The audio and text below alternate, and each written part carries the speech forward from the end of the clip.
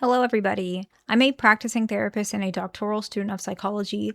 Today, I want to talk about it's a little more negative, but I'm doing it to help you guys. Some mistakes when an avoidant pulls away and what to do instead. If you've had a call with me, you kind of already know some of this stuff because I've talked about it. But even still, I think it's a good refresher. And it's also for those who haven't had a call with me. So if you want to book a call with me and you're stuck on something, and sometimes I try to make my videos as helpful as possible, but it's not going to be specific to your case. So if you're really struggling specifically, that is pinned in the comments if you want that. Now let's talk about this. What are some of these mistakes that you make? Well, first of all, when they pull away, you guys have some of these narratives. And I want to talk about 5 of those narratives. And then afterwards, I want to talk about what to do instead. And so the first narrative is that you think because they've pulled away, even for like a little bit, maybe a couple hours, you might think it means that you guys are broken up. You think they ghosted you. And I do want to talk about this because it's important. Some avoidants do ghost you. And so you might have experience with avoidance. And so you think your current partner has ghosted you. The other case is that they have ghosted you in the past. So you feel like that. And so I am not blaming you. If anything, it's something they need to take responsibility for if they are the person that has made you feel like that. However, I want you to understand that if they are taking space and maybe you've gone through this enough that you kind of know they're not breaking up with you, try and be mindful that that could be where your mind is going. You think they have broken up with you, but in actuality, that might not be the case. And the reason why I really want to highlight this is because a lot of times what you guys do, not calling out anyone in specific, but if they have if you feel like they've broken up with you, you might crash out. And that crash out is what triggers them to, in fact, potentially break up with you, distance themselves even more when at first they weren't going to do that. And I don't want that for you. I want you to be happy. I want you to have a relationship you want. And I don't want you to be struggling with this case. That's why I make these videos. That's why I have services for you guys, because I really believe that a lot of the issues with these attachment style relationships is miscommunication, which is good, but it's also bad because that means you have to learn. It's a huge learning curve. But once you get it, it does work. And a lot of you guys have made improvement, which I'm really proud of you guys, all of you guys. You guys are doing great. The next one is you think that they're mad at you. Okay. So I see both. Okay. I see if your partner is a female avoidant, what I notice with you guys is you think she's mad at you, and you think she's mad at you because of something. I don't know how to explain it. Like you want to resolve the solution. Typically, that's what it is if she's a female avoidant. And so you might be trying to ask her what you did wrong, even though there's nothing you did wrong, because you're trying to resolve the solution. Now, if you have a partner and they're a male avoidant, what I notice with you guys is if you think they're mad at you, what you're trying to do is you're trying to get like reassurance that they're not mad at you. So it's different depending on the partner. It could also be your gender as well, because a lot of you guys are heterosexual couples. So it could be that as well, gender dynamics, which is very important to understand as well, okay? And so if you think they're mad at you, what I would recommend is instead of assuming that and then trying to resolve that, you can ask. Avoidants sometimes don't like when you ask because they might say, why would you think I'm mad at you? So if they react like that, you can just say the reason is because maybe sometimes you are mad at me, whatever it is, or I'm just worried, or okay, that's fine. I just thought you were and I was trying to get clarification. If that bothers you, I won't ask again. And then you can step back and kind of try and see that maybe how they react. If they are mad at you, you can check if you don't ask. But the reason why I recommend asking first is because they need to also get comfortable reassuring you if you need it. And so that's what I'm saying. And at one point, maybe if they reacted poorly, you can revisit that as well. So if you think they are mad at you and you don't feel like asking is the best solution, take time and see if there's other signs that show they're mad at you before asking that. The next one is take it personally. Okay, so this is not gender specific. All of you guys have done this, or I shouldn't say it like that. It's hard to not do this. I'll say it more like that. When an avoidant pulls away, it's really hard to think, okay, it has nothing to do with me. It has more to do with them. But I want you guys to start doing that. I want you guys to stop thinking that you did something wrong. Now, if you actually did something, fine. That'll come out when it comes out, when it's ready to. But don't take everything they do personally. In fact, I would really recommend that even when they crash out, sometimes really pause and think, is this really something I did? Or is it the way they behave? Unfortunately, a lot of avoidants say things they don't mean when they're crashing out. And so you guys, what you do, and respectfully, I completely understand why. Like most of you guys are I think all of you guys are just, you want to make things right, and you guys are really kind and you're really open. And I really love that for you. But the issue with that is I want you to also guard your heart and protect yourself. When they say something really triggering, what you do is you think, oh, maybe I am that way. Maybe I did do something wrong. Maybe I should give them space. Maybe they don't like me, when they were just crashing out and just spitting out whatever their triggers are because they have their own version of trauma. Don't take it in so seriously. If they say it when they're not crashing out, that's different. But when they are, take it with a grain of salt. The next one is you pause your life waiting for them.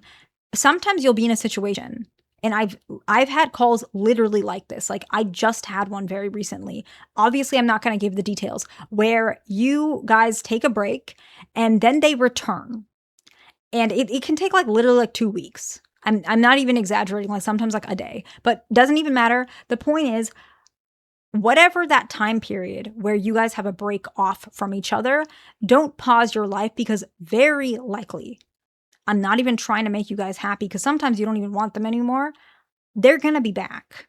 So there's no point in pausing your life, because when you have your life paused, you're not going to be in the best headspace to return with whatever you need to do to make that relationship work. Continue your life, even if sometimes it's hard. You can still grieve, you can still cry, you can still take time away, maybe take off from work, but don't stop living your life.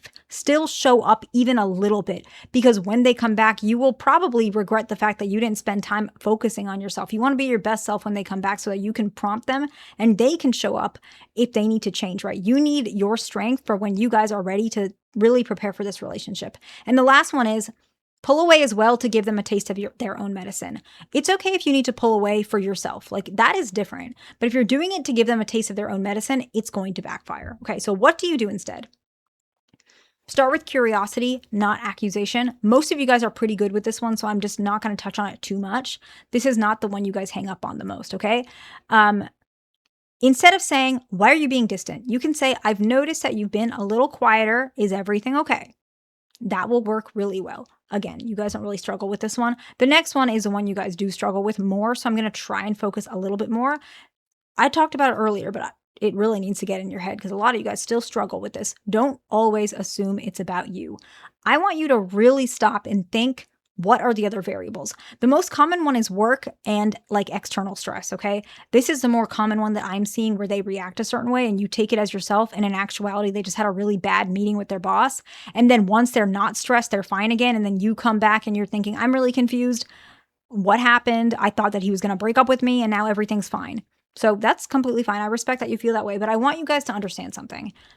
Instead of thinking he's falling out of love, I must have done something wrong, she doesn't like me anymore, she has somebody else, instead of those thoughts, what I want you to do is stop and look at things from an external perspective.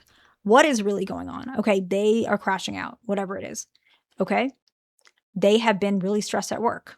That makes sense. They always do this around this time of the year. Maybe it's because of their work situation, or maybe they have health issues. Their mother's going through something. Maybe they live with their mother and their mother is pressuring them. So think about those things before you rush and blame yourself.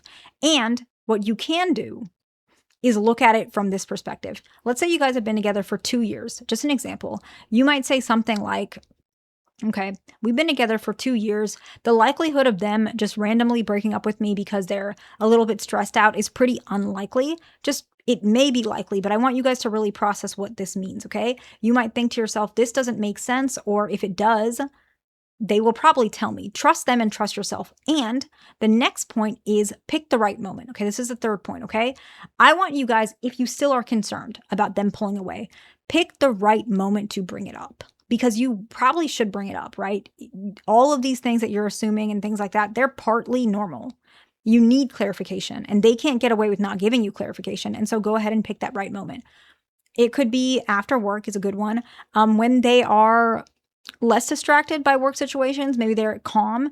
I suggest like taking a walk and doing it then, because side-by-side communication avoidants are better about that.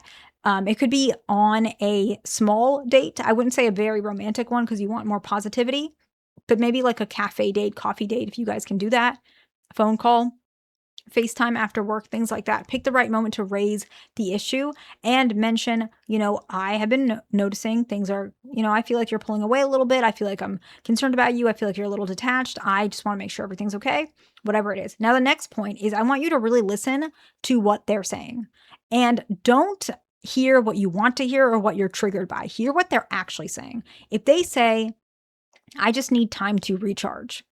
Okay, I appreciate that. If you could let me know when you're feeling better, I would appreciate that. That's your response. Don't let them completely call the shots. If they say, I just need space, don't let them get away with no clarification. You're a person too. Like sometimes you guys really act like they get to call all the shots. You can still ask.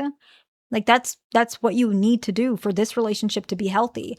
If they say I need space, you can say, "Okay, I understand. If you could let me know, that would make sense." Or you can say, "That makes sense. Do you have approximate time because I also want us to be on the same page and I also don't want to infringe on your space," right? You can word it that way. Maybe they might say, "I'm going through something. I don't really have time to talk about it. It's not you." You can say, "Okay, whenever you're ready, let me know."